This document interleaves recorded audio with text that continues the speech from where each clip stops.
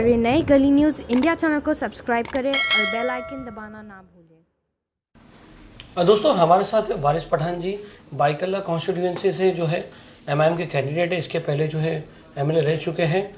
बात करते हैं वारिस जी से, वारिस पठान जी से। बहुत ही अलग शख्सियत है, बहुत ही बोलचाल में भी बहुत अलग है, कामकाज में भी बहुत अलग है। बात करते हैं वारिस जी। वारिस जी, कैसा चल रहा है आपका कैनवसिंग? बस अल्हम्दुलिल्लाह बहुत अच्छा चल रहा है। सलीम भाई जा रहे हैं, लोगों में मिल रहे हैं, लोग दुआओं से नवाज रहे हैं, मोहब्बत से नवाज रहे हैं और इंशाअल्लाह ताला अल्लाह से पूरी उम्मीद है कि इस मरतबा भी अल्लाह सुब्हानहू ताला उसके हबीब के सदक़े तुफ़ैल में यहाँ से फिर से मुझे कामयाब करेगा और मजलिस इत्तेहादुल मुस्लिमीन को बाईकल्ला से इस मरतबा फिर कामयाबी मिलेगी इंशाअल्लाह। वारिस जी, लोग अपने काम दिखा के वोट मांगते हैं, एमएलए वगैरह ये, आप माफ़ी मांग के वोट मांग रहे हो। आपकी वजह से असदुद्दीन ओवैसी को माफ़ी मांगनी पड़ी, तो ये माफ़ी का क्या सिलसिला चल रहा है? माफ़ी नहीं, क्या है, लोग काम दिखा रहे। काम तो मैंने भी दिखाया हूँ, काम लोगों ने देखा है, सराहा, बोले माशाल्लाह वाकई में काम तो बहुत हुआ है। वारिस भाई, होता क्या है सलीम भाई, जब हम जीत के आते हैं तो लोगों की काफ़ी उम्मीदें बढ़ जाती है कि लोगों को लगता है कि जो काम 70 साल में नहीं हुआ वो काम 5 साल के अंदर कर देंगे। बिल्कुल मैंने दिल से कोशिश की कि मैं सारे काम करूँ, दिल से हर चीज़ में। मगर क्या होता है कि हर आदमी की एक्सपेक्टेशन पूरी नहीं कर सकते। जैसा कि अगर 3 आदमी मेरे पास एडमिशन के लिए आए, तीनों को लेटर दिए, 2 का एडमिशन हुआ, 1 का नहीं हुआ, तो शायद वो नाराज़गी रहती है। फिर ऐसा रहता है कि 300 बिल्डिंग हमारे एरिया के अंदर एकदम झज्जर इमारतें, एप्लीकेशन आई तो किसी को भी ये सेलेक्ट करके नहीं दिया कि नहीं इसका दूंगा इसका नहीं दूंगा। जो बिल्डिंग के लेटर आए सब दिए। अब 160 बिल्डिंग का रिपेयर हुआ, कुछ बिल्डिंगें रह गई, तो लोगों के अंदर एक नाराज़गी, मतलब ये कि नहीं क्या है। बाकी किसी को मैंने कुछ लोग इस माफ़ी को है ना नाकामी मान रहे हैं कि भाई काम नहीं किया इसलिए माफ़ी मांग रहे हैं। नहीं, मेरे पास लोग आए, काम नहीं किया उसकी माफ़ी नहीं। मैंने ये कहा कि मेरी जानिब से अगर किसी को तकलीफ़ पहुंची हो तो मैं माफ़ी मांगता हूँ, उसमें कोई बड़ी बात नहीं है ना। असद साहब ने कहा कि चेहरा मत देखो कैंडिडेट का, हमको देखो, जमात को देखिए वोट। क्यों ऐसा? असद साहब ने एग्जाम्पल दिया कि जो साध्वी प्रज्ञा सिंह ठाकुर थी, आतंकवादी, जो मालेगांव ब्लास्ट की आरोपी थी, जेल में थी, कुछ काम तो था ही नहीं उसका, वो बेल पर बाहर आई, उसकी वजह से 4 लोगों की जान चली गई थी मालेगांव ब्लास्ट में। बेल पर बाहर आने के बाद चुनाव के वक्त भी उन्होंने काफ़ी अनाप शनाप बका। उन्होंने कहा कि हेमंत करकरे जो कसब पाकिस्तान का आतंकवादी, उससे लड़ते हुए शहीद हुआ, उसके बारे में उन्होंने कहा कि वो मैंने श्राप दिया था करकरे को। तो पुलिस फोर्स का उन्होंने अपमान किया था। पुलिस फोर्स जो हमारा गर्व है, देखो हम पुलिस फोर्स को, खाकी वर्दी वालों को हमारा गर्व मानते हैं, उसका अपमान किया उस लेडी ने। जब भोपाल की आवाम ने उनको 1.25 लाख से ज़्यादा मार्जिन से जिताया, तो क्यों उनको जिताया? मोदी की ताकत मजबूत करने के लिए, बीजेपी को मजबूत करने के लिए। तो जब लोग क्लैरिटी देख रहे हैं वहाँ पे कि एक साइड पूरा क्लियर है, तो यहाँ पे क्यों नहीं? यहाँ भी आज मजलूमों की, माइनॉरिटी की आवाज़ उठाता तो सिर्फ एक ही शख्स है, वाहिद, जिसका नाम है बैरिस्टर असदुद्दीन ओवैसी, जो मेरी पार्टी का प्रेसिडेंट है। तो मैं लॉयर हूँ। जब लोग वहाँ पर चाहते हैं कि मोदी मजबूत हो, तो हम क्यों ना हमारे कायद बैरिस्टर असदुद्दीन ओवैसी साहब को मजबूत करें। उन्होंने मजबूत करने के लिए कहा और उन्होंने कहा कि बिल्कुल अगर किसी का दिल दुखा है, देखो मैंने अपनी जानिब से हमेशा, मैंने कभी किसी को गाली बक भी बात नहीं किया है, किसी के घर नहीं तोड़वाए, किसी के बांकड़े नहीं तोड़वाए, नुकसान नहीं किया, किसी का काम नहीं हुआ। करेंगे, आगे मौका देगी इंशाअल्लाह, अल्लाह सुब्हानहू ताला काम करेंगे, कांधे से कांधा मिलाकर बाईकल्ला को आगे लेकर जाएंगे। नहीं, लोगों को ऐसा लग रहा था कि आपने माफ़ी मांगी, असद साहब ने माफ़ी मांगी, तो लोगों को ये लग रहा था कि वारिस पठान ने काम नहीं किया इसकी माफ़ी मांगी। नहीं, काम की माफ़ी, काम जो भी बचा हुआ काम, या किसी को हमारी जानिब से कोई तकलीफ़ पहुंची हो, तो इंसान होता है ना कि अगर कोई नाराज़ है, देखो आप मेरे भाई हो, अगर आप मेरे से नाराज़ हो, मैं आप करूँगा चलिए नाराज़गी मिटा दे, माफ़ कर। नाराज़गी बहुत सी वजहों से होती है, काम नहीं होने की। नहीं, काम तो अभी कांग्रेस वाले जो 5 साल से, तो उन्होंने क्या काम किया? आए नहीं, आज आ रहे सब पब्लिक के सामने, उनका तो कोई काम ही नहीं था। आज आ रहे वोट मांगने के लिए। एबीवीपी के जो कैंडिडेट है उनका क्या काम था? वो तो काम किया ही नहीं। मगर मेरी जानिब से मुझे यकीन है मैंने बहुत काम किया है अल्हम्दुलिल्लाह, और काम आगे भी करूँगा। पार्किंग की इश्यूज़ को मिटाया है, वाटर इश्यूज़ मिटाया है, डेवलप्ड बिल्डिंग्स का दिया है। 24/7 हमने नायर और जे हॉस्पिटल में अपने आदमी रखे थे जो काम कर रहे थे। ऑफिस में वक्त दिया है, लोगों में वक्त दिया, मगर फिर भी क्या होता है कि जब 3.5-4 लाख की आबादी है अपने क्षेत्र के अंदर, तो सलीम भाई यकीन मानिए सबको तो आप खुश नहीं कर सकते, 4 लाख लोगों को तो आप खुश नहीं कर सकोगे। बस यही। और अल्हम्दुलिल्लाह लोगों ने इतनी मुझे दुआओं से नवाजा, बोला वारिस भाई हम कोई नाराज़ नहीं है आपके साथ, अल्हम्दुलिल्लाह आप मर्द हो, आपके साथ खड़े रहेंगे, कंधे से कंधा मिलाकर काम करेंगे। इंशाअल्लाह ताला इस मर्तबा हम मजलिस इत्तेहादुल मुस्लिमीन को भारी वोटों की मार्जिन के साथ कामयाबी दिलाएंगे। ये लोगों ने मुझे आश्वासन दिया है, असद भाई को आश्वासन दिया है लोगों ने। हमने असद साहब से भी ये सवाल किया था प्रेस कॉन्फ्रेंस में, गली न्यूज़ का ये सवाल था कि पूरे महाराष्ट्र को इम्तियाज़ जलील देख रहे हैं, तो मुंबई को असद साहब ने अपने हाथ में क्यों लिया, स्पेशली बाइकल्ला को? अभी तो पार्टी की लीडरशिप डिसाइड करेगी। वो बोले कि मैं तो लीडर हूँ, नहीं हूँ क्या? वो तो जवाब यही दिए, मगर क्या रीज़न थी कि उनको यहाँ पर ध्यान देना पड़ा? वो रीज़न तो असद भाई बताएंगे। आप थे वो रीज़न? नहीं, मैं तो कोई रीज़न नहीं था, मैं तो यहाँ का एक कैंडिडेट हूँ। मैं बाइकल्ला का एमएलए था, आज वापस से पार्टी ने मुझे मौका दिया लड़ने का, मैं लड़ रहा हूँ। होते जा रही है, तो मुझे अब एक असद साहब को ऐसा लगा कि नहीं अब ये थोड़ी सीट कमज़ोर हो गई, तो कुछ भी रीज़न हो सकता है, चाहे वो वारिस पठान काम करे या ना करे, चाहे वो वहाँ पर शिवसेना बीजेपी अलायंस हो या कुछ भी, हम एक रीज़न पे हम ब्लेम नहीं कर रहे हैं। तो उन्होंने कहा कि नहीं हमारी सिटिंग एमएलए हमारी नाक है, इसलिए उनको इंटरवेन करना पड़ा। बिल्कुल, सिटिंग एमएलए नाक है, बड़ी खुशी की बात है, मैं उनका शुक्रगुजार हूँ। उन्होंने नहीं कहा ये हमारा इंटरप्रिटेशन है। नहीं, मैं असद भाई का और पार्टी का बहुत बहुत शुक्रगुजार हूँ कि उन्होंने फिर से मुझे इस काबिल इस लायक समझा कि मैं फिर से बाइकल्ला को रिप्रेजेंट करूँ, मुझे टिकट दिया और मुझे चुनाव लड़ने का एक मौका दिया। हो सकती है कि आपको हटा नहीं सकते थे। पार्टी की कोई पब्लिक को जवाब देना पड़ता कि यार सिटिंग एमएलए क्यों हो रहा है? कोई मजबूरी नहीं होती है, पार्टी पॉलिटिकल पार्टी है, 50 साल से ज़्यादा वक्त से सियासत में रही है, सब मालूम है। और ये सब आपका भरम है कि सीट कमज़ोर थी, ये सब मीडिया का भरम के क्या हो सकता है, मैं इसके बारे में क्या बोलूँगा।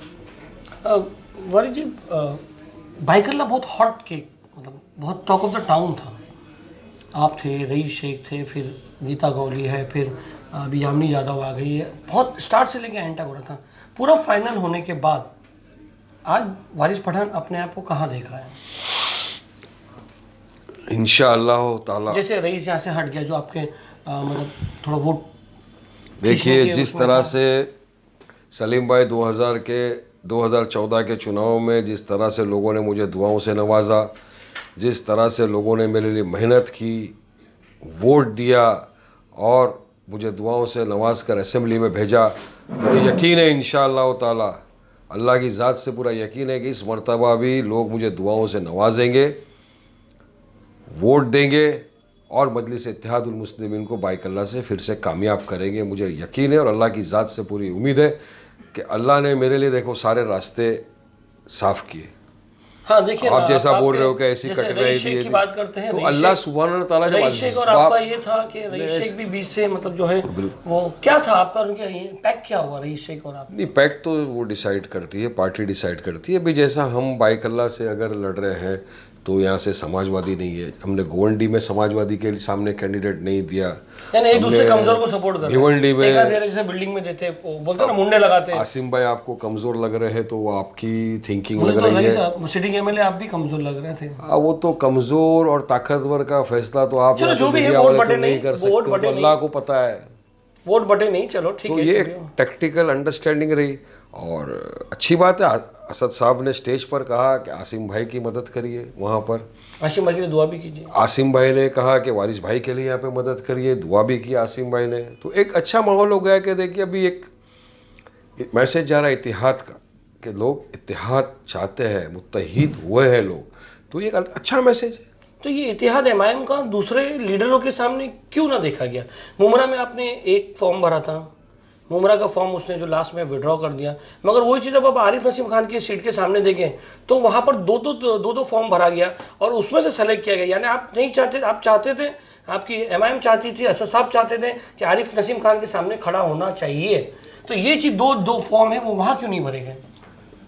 ये तो मुझे पता नहीं, क्योंकि मैं तो अपनी कैंपेनिंग में मुझे लगा पता है, हुआ हम हूँ। इसलिए आपको सवाल कर रहे हैं। मुझे की इतना बात हो रही पता है, है बाई कल्ला में मैं जहाँ पे खड़ा कांग्रेस से हूँ, यहाँ से कांग्रेस ने भी अपना एलर्जी क्यों उम्मीदवार है? दिया है। कांग्रेस मुस्लिम से कांग्रेस को सोचना है, देखिए जो लोग हैं, खास करके जो माइनॉरिटी के लोग हैं, ये कांग्रेस से तंग आ चुके हैं, उकता गए, नफरत करने लगे कांग्रेस से। क्योंकि यकीन मानिए सलीम भाई, 70 साल में कांग्रेस ने कुछ नहीं किया।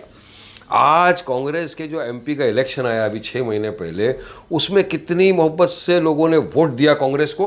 और आज जिसको वोट दिया कांग्रेस के एमपी जो है खड़े थे, कांग्रेस के बाई कल्ला की आवाम ने 78,000 उनको वोट दिए।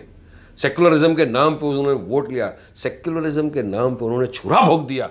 आज वोट लिया और बीजेपी की तारीफ कर रहे हैं, वो बीजेपी की तारीफ कर रहे हैं, मोदी की तारीफ पे तारीफ कर रहे हैं। और यकीन मानिए थोड़े दिनों में आप सुनेंगे कि देवरा भी गए बीजेपी में, और थोड़े दिन बाद आप सुनेंगे कि यहाँ के जो कांग्रेस के लोग जो खड़े हैं ये भी चले जाएंगे बीजेपी में। इनकी घर वापसी हो रही है। अब लोगों का वोट ले रहे हैं ये माइनॉरिटीज का, सेक्युलरिज्म के नाम पर, सेक्युलरिज्म का नाम पर वोट ले रहे हैं और जा रहे हैं बीजेपी में ये लोग। वारिस पठान कभी जाएंगे? कभी ऑफर आ गया? अरे सलीम भाई, वारिस पठान एक ऐसी अच्छा ऑफर आ गया कि आपको स्टेट मिनिस्टर बनाते हैं। मुझे कोई शौक नहीं है कहीं जाने का। असद भाई, अकबर भाई ने मुझे इतनी मोहब्बत से नवाजा, दुआओं से नवाजा, मजलिस इत्तेहादुल मुस्लिमीन में मुझे इतनी इज्जत मिली, लोगों ने इतना प्यार दिया मुझे कि मुझे कोई और पार्टी की तरफ जाने की ज़रूरत ही नहीं है। मैं तो काला कोट पहनकर प्रैक्टिस कर रहा था, यहाँ आया लोगों की खिदमत करने में मुझे लुत्फ़ आ रहा है, मज़ा आ रहा है, अच्छा लग रहा है, लोग मुझे दुआओं से नवाज रहे हैं। मैं अल्लाह सुब्हान तआला से हमेशा दुआ करता हूँ, अल्लाह तू मुझसे ऐसा काम ले ले जिससे तू राज़ी हो जाए, मेरी दुनिया भी संवर जाए, मेरी आखिरी भी संवर जाए। आरोप है कि वारिस पठान लोगों के लिए पहले ना अवेलेबल नहीं रहता था, आज जो है बैठे रहता है कि काम लाओ इलेक्शन में दिखाने के लिए। नहीं, ये आपकी गलत। बॉडीगार्ड ने मारा बच्चों को रात के 3 बजे, कौन अवेलेबल था सलीम भाई? जे हॉस्पिटल में दिन के वक्त कस्टोडियल डेथ का केस आ गया, कौन अवेलेबल था सलीम भाई? जब मदनपुरे में या कहीं भी कोई जगह पर कुछ हुआ तो कौन अवेलेबल था? मैं था हर दिन, हर रोज, हर महीने। वारिस पठान जी, लोगों का ये कहना है कि वारिस पठान जो है पहले काम से भागता था और आज जो है वारिस पठान बैठा है, फ्रीली अवेलेबल है, कहता है कि भाई कुछ काम है तो लाओ, मुझे करना है और इलेक्शन का टाइम है, इसलिए लोगों को दिखाना है। सरासर बेबुनियाद और गलत इल्ज़ामात है। मैं हमेशा से अवेलेबल रहता था। और सलीम भाई, आपने मुझे फ़ोन किया कस्टोडियल डेथ हो गई दोपहर को, मैं ही था ना वहाँ पे, क्यों आपने दूसरे किसी को नहीं बुलाया? क्योंकि आपको पता था वारिस पठान अवेलेबल है। जेजे की बात कर जेजे की बात कर रहा हूँ। मंत्रालय में जब जाना था पूरे सब पेरेंट्स को लेके, आपने क्यों दूसरे को फोन नहीं किया, किसी एमएलए को कि तुम? क्योंकि आपको पता है वारिस पठान अवेलेबल है। रात के 3 बजे जब बॉडीगार्ड ने बच्चों को बेरहमी से मारा था, सलमान खान के बॉडीगार्ड ने, उस वक्त रात को 3 बजे कौन पहुंचा था? मैं पहुंचा था, क्योंकि वारिस पठान अवेलेबल है। वारिस पठान अपनी आवाम के लिए 24/7 अवेलेबल था, अवेलेबल हो, इंशाल्लाह अवेलेबल रहूंगा। तो ये सब तो आप लोगों के इल्जामात बेबुनियाद, पब्लिक सब जानती है। पब्लिक ने मुझे कहा वारिस भाई नहीं, आपके बारे में ऑपोजिशन ने इस तरह की बातें फैलाई, बाकी आप हमेशा हमारे साथ में रहे हो। हर दिन रमजान में रात भर आप हमारे साथ रहते हो, दिन भर आप ऑफिस के अंदर रहते हो, अवेलेबल हो। कोई एमएलए बाई कल्ला का आज तक डेली अपनी ऑफिस में नहीं बैठता था। हर एमएलए हफ्ते में 2 दिन बाद लिखा रहता था टाइम बार, मगर वारिस पठान मंडे टू फ्राइडे अपनी आवाम के बीच हर दिन मौजूद था। तो क्या ये मैं मौजूद नहीं था? लोग बोलते बिल्कुल मौजूद थे आप। ये एलिगेशन लगाना लोगों ने, अरे बदनाम करने की बहुत कोशिश की मुझे सलीम भाई लोगों ने, लेकिन जिसके सर पे अल्लाह का हाथ हो, जिसके साथ पूरे कौम की दुआएं हो, लाख पटक ले इंसान, उसको नीचा नहीं दिखा सकता। सलीम भाई हकीकत याद रखना, जिंदगी की बहुत सुनने वाली बात है।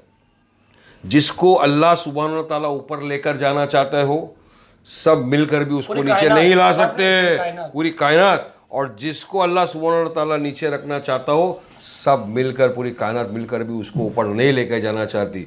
अल्लाह सुब्हान ताला मेरे से इतना खुश है अल्हम्दुलिल्लाह कि मुझे एक लॉयर से बना एमएलए से आज अल्हम्दुलिल्लाह पूरे देश भर के अंदर नाम है अपना। अल्लाह का करम है, काम से जाना जाता हूँ, नाम से जाना जाता हूँ। बिल्कुल आपकी फैमिली पे आपके साहबजादे, क्या नाम है उनका?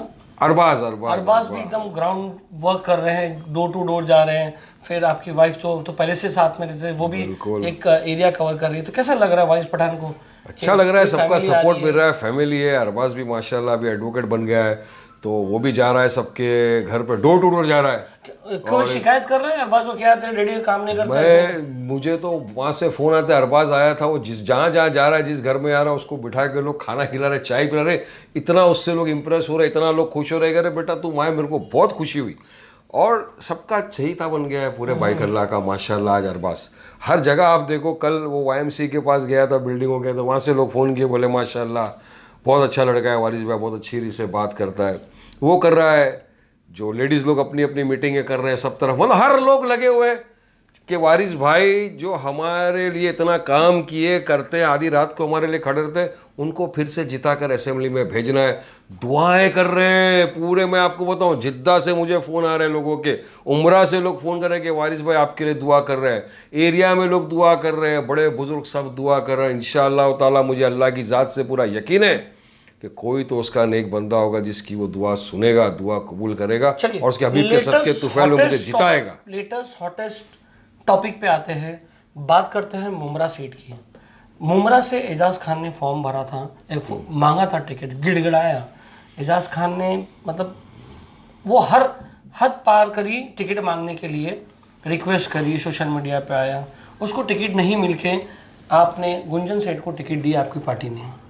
इस पे कुछ कहना चाहिए? इस पे नो कमेंट्स, मैं इसमें नहीं इन्वॉल्व था टिकट देने लेने में। अच्छा, मैं अपनी कॉन्स्टिट्यूएंसी संभाल रहा था। नो नहीं, कमेंट्स। क्यों इस पे आप पे सवाल क्यों जाहिर होता है? क्योंकि एजाज खान अब जो है वो आपके सामने लड़ रहे हैं, इसलिए वो सवाल आप पे आता है। ठीक है, इसको एक दूसरी तरह से रखते हैं कि एजाज खान को टिकट नहीं देना क्या पार्टी का सही फैसला? आप तो देखिए मुंबई के हो भाई, आपको पता है। नहीं, वो तो पार्टी फैसला करती है ना। मैंने साहब कहा कि पार्टी का मुझे इसके बारे में कि वारिस आप तो पूरे इंडिया में जाते हो, बंगाल गए थे, आप इधर जाते हो, बिहार जाते हो, इधर जाते हो, तो पार्टी अगर आपसे पूछी है या पूछती कि यार मुमरा से एजाज खान को खड़ा किया जाए, तो आपका जवाब क्या होता?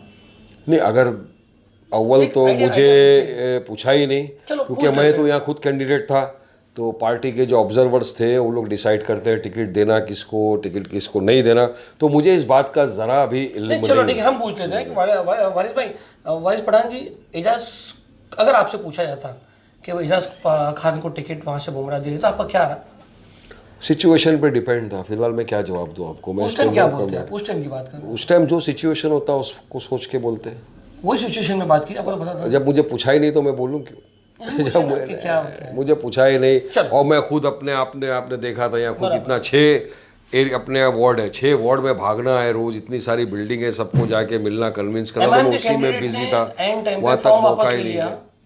हाँ, ये पता चला, मगर उसके खिलाफ एक्शन भी लिया गया है, क्योंकि उनकी साली हमारी MIM पार्टी की कॉर्पोरेटर थी, उनको निलंबित किया गया। ये भी सब मुझे पता चला, ये मीडिया के माध्यम से पता चला, लोगों ने फ़ोन कर बताया। ये बहुत ही घिनौना काम हुआ है, ये अच्छा नहीं हुआ। कौम का सौदा किसी ने किया तो उसको जवाब मिलेगा। मुमरा की आवाम भी काफ़ी नाराज़ है और इंशाअल्लाह ताला पार्टी के लीडर्स उसके खिलाफ एक्शन लेंगे और लिए भी है उसके खिलाफ। एजाज खान आपके सामने लड़ रहा है, वो आया है यहाँ पर, एक आग बबूला बन के आया है, और जैसे गुंजन सेठ ने फॉर्म वापस लिया तो कहीं ना कहीं एक एजाज खान के हक में कुछ बात चली गई कि यार मुझे टिकट नहीं मिली थी, देखो उसने गद्दारी किया।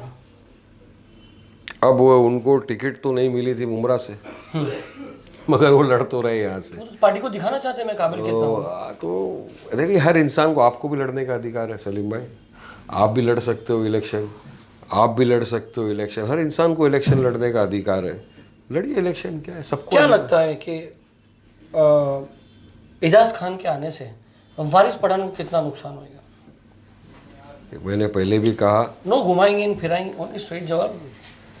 मेरे सर सेलिब्रिटी है बहुत ज़्यादा, उसके अल्लाह का हाथ है, लोगों की दुआएं है मेरे साथ, और इंशाअल्लाह उस ताला अल्लाह उसके हबीब के सदके तुफैल में लोगों के दिलों में मेरे लिए मोहब्बत और पैदा करेगा, और लोग आकर मुझे वोट देंगे, और इंशाअल्लाह ताला मजलिस इत्तेहादुल मुस्लिमीन बाइकल्ला से जीतेगी। ये बोलना चाहिए। ये चीज़ तो अगर एजाज खान भी बोलेगा तो उससे पूछो मुझे क्या करना है। पूछ रहा हूँ कि उसके आने से कितना कुछ डैमेज हो सकता है। देखो, हमारी लड़ाई तो कांग्रेस से है, सेना से है, गावली से है, सबसे लड़ेंगे तो आवाम फैसला करेगी।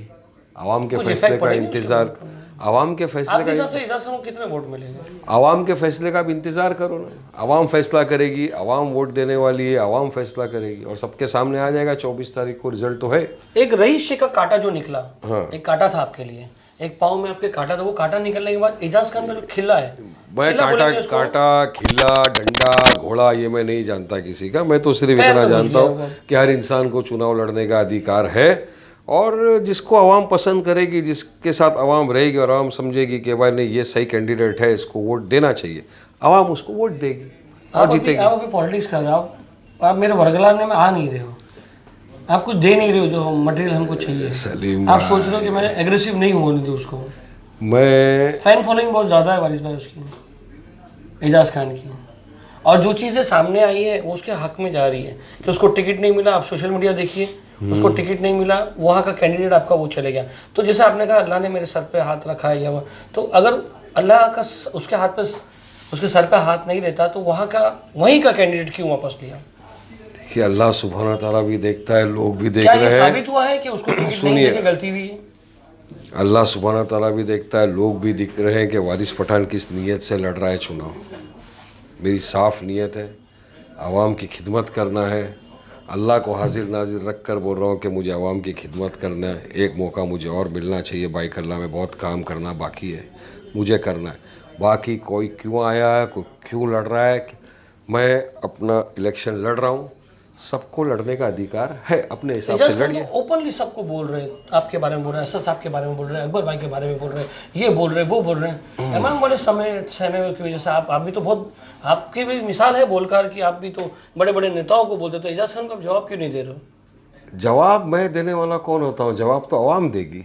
आपके सामने खड़ा हो रहा है। जवाब आवाम देगी, जवाब आवाम देगी, और 24 तारीख को आपको पता चल जाएगा जवाब क्या है आवाम का। आवाम का क्या फैसला है 24 को इंतज़ार करेंगे, फिर बैठ के बात करेंगे इंशाल्लाह। अच्छा, ठीक है, शुक्रिया, अस्सलाम वालेकुम। सिर्फ एक बहुत- रिक्वेस्ट करना चाहता हूँ सलीम हाँ, भाई, आपका मैं- माध्यम है तो फिर एक मिनट दोस्तों, हम चाहते हैं कि लोग ज़्यादा से ज़्यादा वोट करें, आए वोट करें। किस कैंडिडेट को करें ये हम नहीं बता सकते, मगर अपना वोट ज़ाया ना करें, वोट आके दिए। हमारी रिक्वेस्ट है, प्लीज़ वोट कीजिए, नोटा का इस्तेमाल मत कीजिए। नोटा जो है ऐसा है, आपका वोट बर्बाद कर देता है। आप किसी भी 5 कैंडिडेट में से जो आपको अच्छा लगे, जो इसको आप 60% दो, 70% मार्क्स दो, 80% मार्क्स दो, उस 5 में से एक को कैंडिडेट अपना नुमाइंदे चुन के लाइए और भारी तादाद में वोट कीजिए। अब वारिस भाई आप ये बताइए कि आप हमारे व्यूवर्स को बताइए कि लोग आपको वोट क्यों दें, या बोल सकते हैं। मैं सलीम भाई, गली न्यूज़ वाले जो मेरे दोस्त भी हैं, आपके चैनल के माध्यम से मैं तमाम बाइकल्ला की आवाम से सबसे पहले तो गुजारिश करता हूँ, रिक्वेस्ट करता हूँ कि 21 अक्टूबर के दिन आप आइए तमाम, और जो संविधान ने आपको सबसे बड़ा राइट दिया है, राइट टू वोट, उसका इस्तेमाल करिए और पूरी तरह से वोटिंग करिए। वोटिंग परसेंटेज बढ़ाइए, 70% से ज़्यादा वोटिंग परसेंटेज को बढ़ाइए। और एक रिक्वेस्ट करता हूँ कि